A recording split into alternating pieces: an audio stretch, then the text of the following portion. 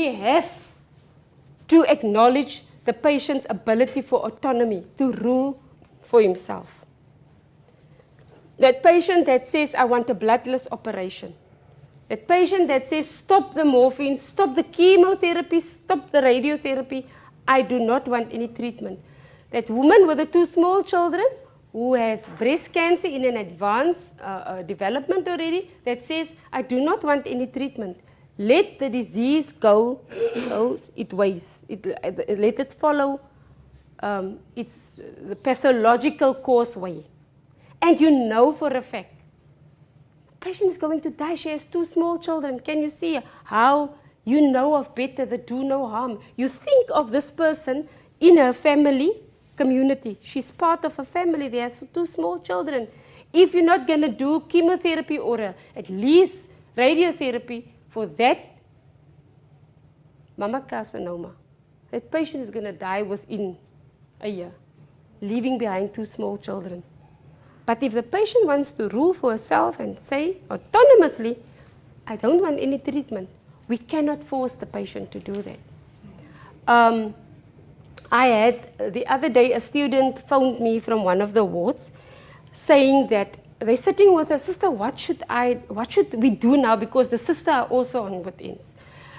This patient he's in severe kidney failure because of nephritis, and the patient needs to relieve the pressure on his kidneys. He needs urgently dialysis to relieve.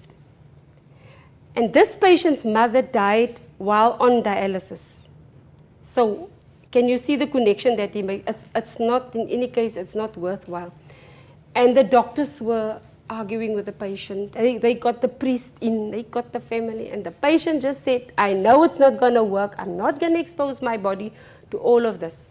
And he has a wife at home who's also breast cancer, but in an advanced development of breast cancer.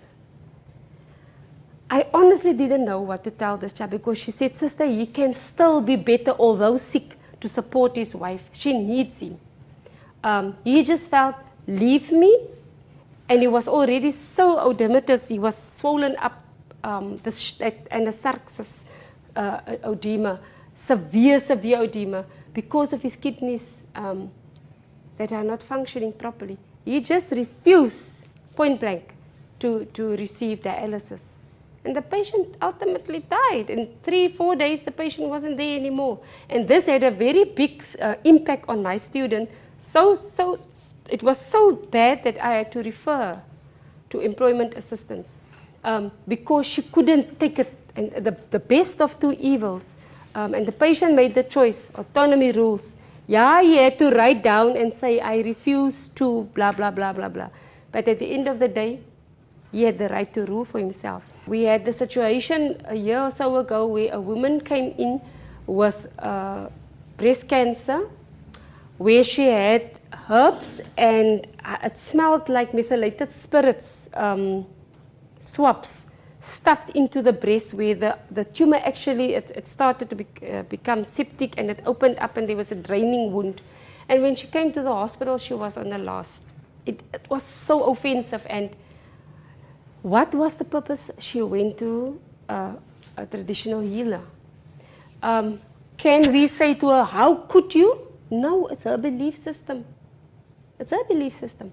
We had the situation with a little girl that the father didn't want to leave this child's bedside because he was adamant that she's not going to receive antibiotics, that they use this, not sulfonamides, what you call silver, nano silver, the silver pellets that you get in the shop. They say it's a natural antibiotics, and that she was just there for the drip, and the child had pneumonia. In the end, the social workers had to come in and the medical superintendent to overrule. But it was a big, big hoo-ha. Autonomy to rule for yourself. And you see, it poses such a big turmoil within the professional. Because how can I do the wrong thing knowing that it's wrong when I know of better?